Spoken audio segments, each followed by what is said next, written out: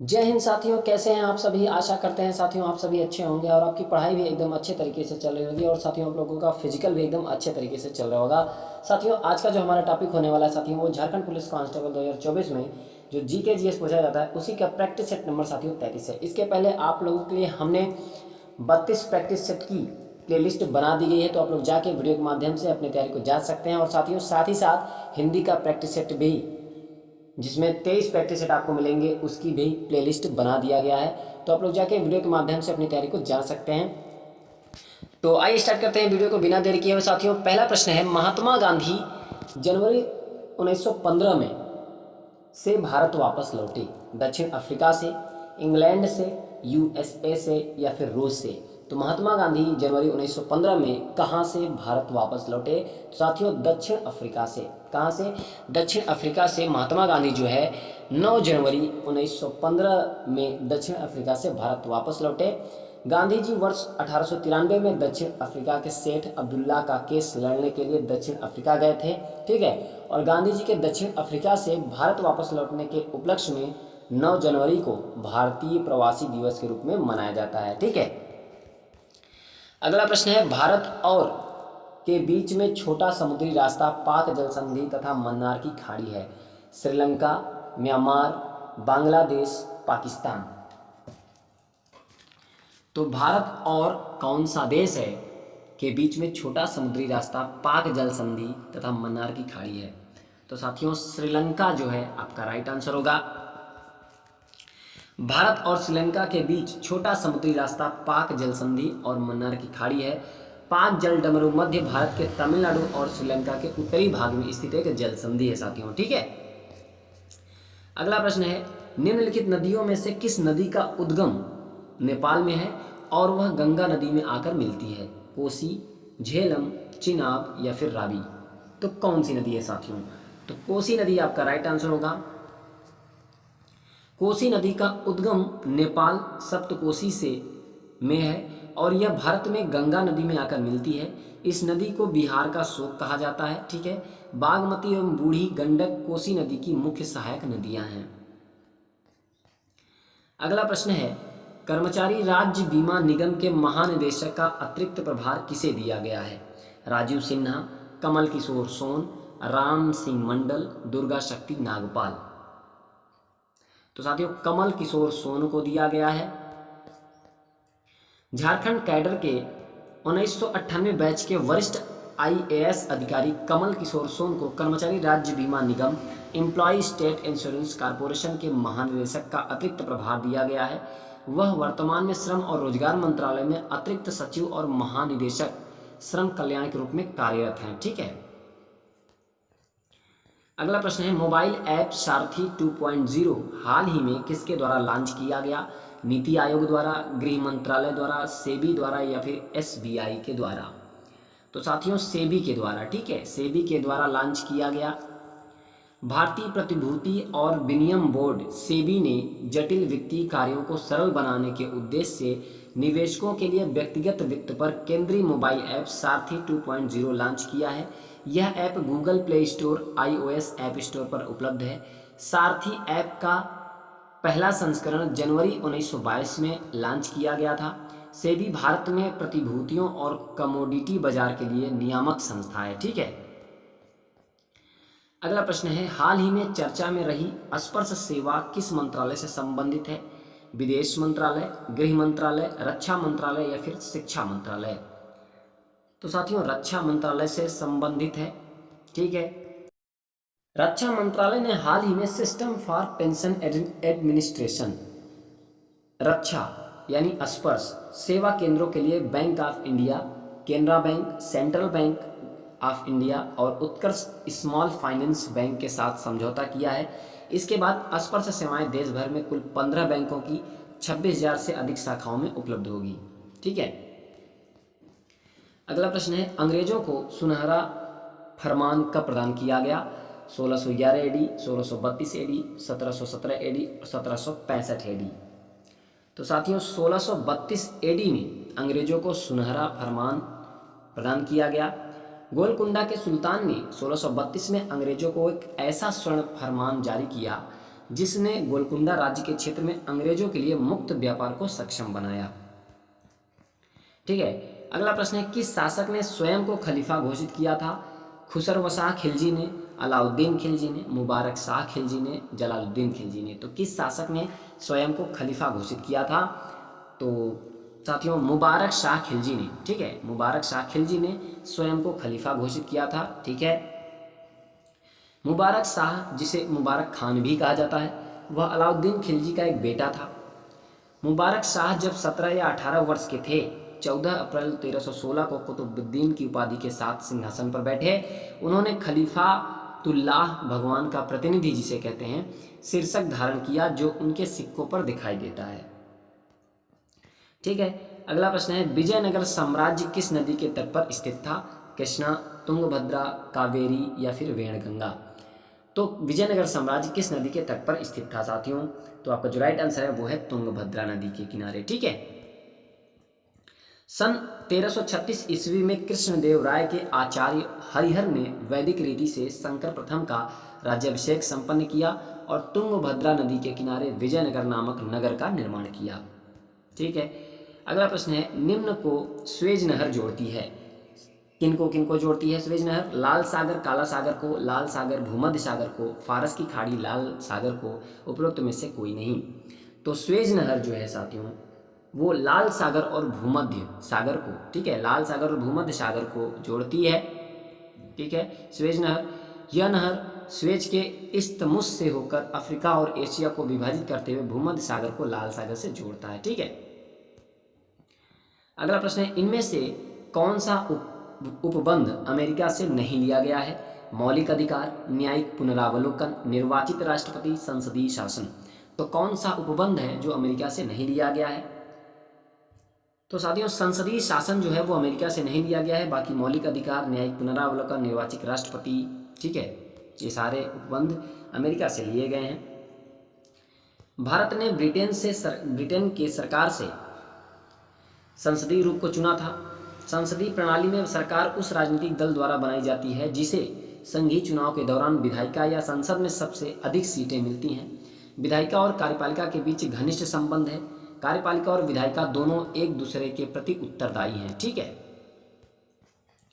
अगला प्रश्न है, हमारे राष्ट्रीय चिन्ह के नीचे कौन सा आदर्श वाक्य लिखा है?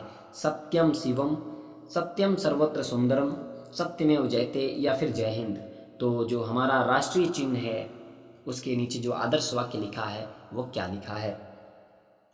तो साथियों वह जो लिखा है वो सत्यमेव जयते लिखा है। ठीक है, 6 जनवरी 1950 को भारत का प्रतीक चिन्ह घंटी के आकार का कमल हटा दिया गया। आदर्श वाक्य सत्यमेव जयते, जिसका अर्थ है सत्य की ही जीत होती है, सिंह राजधानी की प्रोफाइल के नीचे देवनागरी लिपि में लिखा गया है, जो भारत के राज्य प्रतीक का हिस्सा है। ठीक है, अगला प्रश्न है, भारतीय रिजर्व बैंक का लेखा वर्ष क्या है? जुलाई जून, अप्रैल मार्च, अक्टूबर सितंबर या फिर जनवरी दिसंबर। तो साथियों जुलाई जून, ठीक है, जुलाई जून है भारतीय रिजर्व बैंक का लेखा वर्ष। भारतीय रिजर्व बैंक का लेखा वर्ष जुलाई जून है। 1 अप्रैल 1935 को अपनी स्थापना होने के बाद आरबीआई ने 11 मार्च 1940 को अपना लेखा वर्ष जनवरी दिसंबर से बदलकर जुलाई जून कर दिया। साधारणतया अपने वार्षिक लेखा समापन अवधि के अवसर पर आरबीआई प्रतिवर्ष 1 जुलाई को सार्वजनिक लेन देन के लिए बंद रहता है। ठीक है, 1 जुलाई को बंद रहता है। अगला प्रश्न है, सीसीआई स्नूकर क्लासिक का टाइटल किसने जीता? पंकज आडवाणी, कमल चावला, अभय कपूर, श्रेयांश सिन्हा। तो किसने जीता है? तो पंकज आडवाणी ने जीता है। ठीक है, विश्व चैंपियन पंकज आडवाणी ने मुंबई में सीसीआई स्कूनर क्लासिक के दौरान अपना दबदबा कायम रखते हुए टाइटल अपने नाम किया। फाइनल में पंकज ने कमल चावला को 8-3 से हराया। पंकज आडवाणी ने पिछले 2 वर्षों में सीसीआई स्कूनर क्लासिक का खिताब जीता और अब बिलियर्ड्स का खिताब बरकरार रखा है। ठीक है, अगला प्रश्न है, माउंट एवरेस्ट पर चढ़ने वाली पहली भारतीय महिला कौन थी? रजिया सुल्तान, कल्पना चावला, पूर्णा मालावत, बछेंद्री पाल। तो माउंट एवरेस्ट पर चढ़ने वाली पहली भारतीय जो महिला थी वो बछेंद्री पाल थी। ठीक है, बछेंद्री पाल का जन्म जो होता है वो 24 मई 1954 को नकुरी भारत में होता है। भारतीय पर्वतारोही जो 1984 में माउंट एवरेस्ट की चोटी पर पहुंचने वाली पहली भारतीय महिला बनी। ठीक है, अगला प्रश्न है, भारत में किस शहर को महलों का शहर के नाम से भी जाना जाता है? जयपुर को, कोलकाता को, ग्वालियर या फिर उदयपुर? तो किस शहर को महलों का शहर के नाम से भी जाना जाता है? तो साथियों, कोलकाता को महलों का शहर के नाम से भी जाना जाता है। भारत के पश्चिम बंगाल राज्य के कोलकाता शहर को महलों का शहर के नाम से भी जाना जाता है। अगला प्रश्न है, निम्नलिखित में से कौन सा पुरस्कार साहित्य के क्षेत्र में प्रदान नहीं किया जाता है? सरस्वती पुरस्कार, ज्ञानपीठ पुरस्कार, व्यास सम्मान, कलिंग पुरस्कार? तो कौन सा पुरस्कार है साथियों? वो है कलिंग पुरस्कार है, वो जो है साहित्य के क्षेत्र में प्रदान नहीं किया जाता है। ज्ञानपीठ पुरस्कार, इसने देश में सर्वोच्च साहित्यिक पुरस्कार की मान्यता प्राप्त की है। ज्ञानपीठ पुरस्कार 1961 में स्थापित किया गया था और पहला पुरस्कार 1965 में दिया गया था। ठीक है, अगला प्रश्न है, इसरो की स्थापना कब हुई थी? 1965 एडी में, 1969 एडी, 1971 एडी या फिर 1976 एडी? तो इसरो की जो स्थापना हुई थी वो कब हुई थी? तो साथियों 1969 एडी में हुआ था। ठीक है, इसरो की स्थापना। इसरो को भारतीय राष्ट्रीय अंतरिक्ष अनुसंधान समिति इनकोस्पार्क के नाम से जाना जाता था, जिसे डॉक्टर विक्रम ए साराभाई की दूरदर्शिता पर 1962 में भारत सरकार द्वारा स्थापित किया गया था।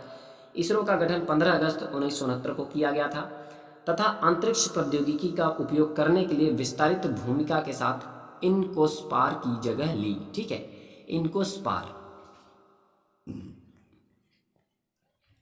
अगला प्रश्न है, निम्न में से कौन से राजनेता 1986 से 1989 तक राजीव गांधी के मंत्रिमंडल में भारत के गृह मंत्री थे? माधवराव सिंधिया, अजीत कुमार पांजा, बूटा सिंह, अशोक कुमार सेन?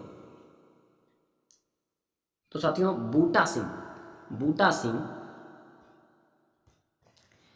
बूटा सिंह ने राजीव गांधी के कार्यकाल में 1986 से 1989 तक केंद्रीय गृह मंत्री के रूप में कार्य किया। इससे पहले इन्होंने 1984 से 1986 के दौरान केंद्रीय कृषि मंत्री के रूप में कार्य किया था। वे भारतीय राष्ट्रीय कांग्रेस के वरिष्ठ नेता थे। मणिपुर के किस महाराजा ने भारत सरकार के साथ अंगीकार पत्र पर हस्ताक्षर किए थे? कुलचंद्र सिंह, बोधचंद्र सिंह, नारा सिंह, गंभीर सिंह? तो साथियों बोधचंद्र सिंह ने हस्ताक्षर किए थे। ठीक है, 21 सितंबर 1949 को मणिपुर के महाराजा बोधचंद्र सिंह ने भारत सरकार के साथ अंगीकार पत्र पर हस्ताक्षर किया। इस समझौते के परिणाम स्वरूप मणिपुर का भाग सी राज्य के रूप में भारतीय संघ में विलय हो गया। ठीक है, अगला प्रश्न है, केबुल लामजाओ राष्ट्रीय उद्यान दुनिया का एकमात्र तैरता हुआ राष्ट्रीय उद्यान है जो स्थित है मणिपुर में, असम में, नागालैंड में या फिर त्रिपुरा में? तो साथियों आपका जो राइट आंसर है वो है मणिपुर में। ठीक है, केबुल लामजाओ राष्ट्रीय उद्यान दुनिया का एकमात्र तैरता हुआ राष्ट्रीय उद्यान है जो कि मणिपुर में स्थित है। और मणिपुर के बिष्णुपुर जिले में स्थित है साथियों केबुल लामजाओ राष्ट्रीय उद्यान। यह विश्व का एकमात्र तैरता हुआ राष्ट्रीय उद्यान है। यह लोकटक झील के ऊपर तैरता हुआ राष्ट्रीय उद्यान है। ठीक है, तो कौन सा झील? लोकटक झील के ऊपर तैरता हुआ राष्ट्रीय उद्यान है। अगला प्रश्न है, निम्नलिखित में से कौन सी उत्तर भारत में खरीफ की फसल है और दक्षिण भारत में रबी की फसल है? गेहूं, तिल, रागी, जौ? तो वह कौन सी फसल है जो उत्तर भारत में खरीफ की फसल है और दक्षिण भारत में रबी की फसल है भाई?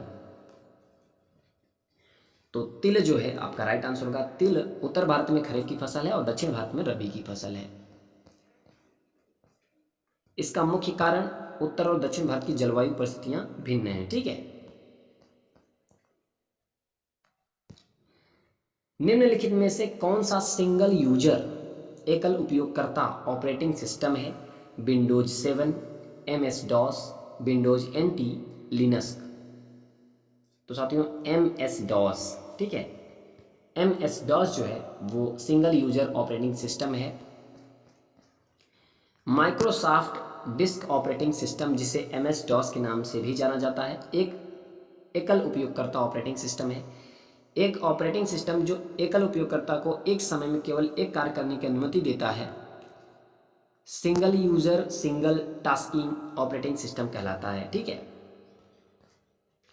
इस ऑपरेटिंग सिस्टम में एक समय में केवल एक ही कार्य जैसे दस्तावेज को प्रिंट करना, छवियों को डाउनलोड करना आदि किया जा सकता है।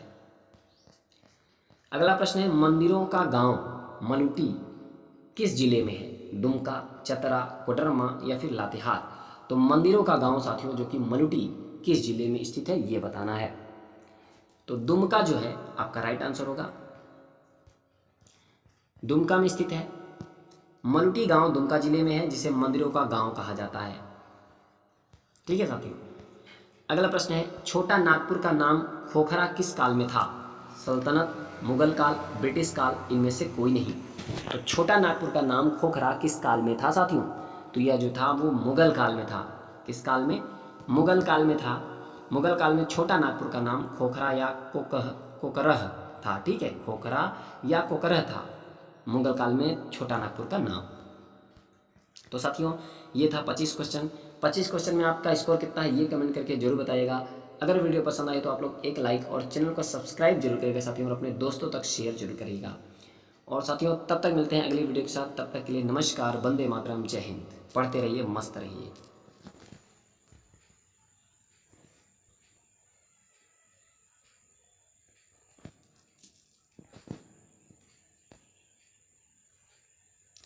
और साथियों पीडीएफ आप लोगों को टेलीग्राम चैनल पर मिल जाएगा। लिंक मैं डिस्क्रिप्शन में डाल दूंगा, वहां से आप लोग पीडीएफ को डाउनलोड कर लीजिएगा। ठीक है, तो टेलीग्राम चैनल को ज्वाइन करिए, वहां से पीडीएफ को डाउनलोड करके आराम से पढ़िए। ठीक है।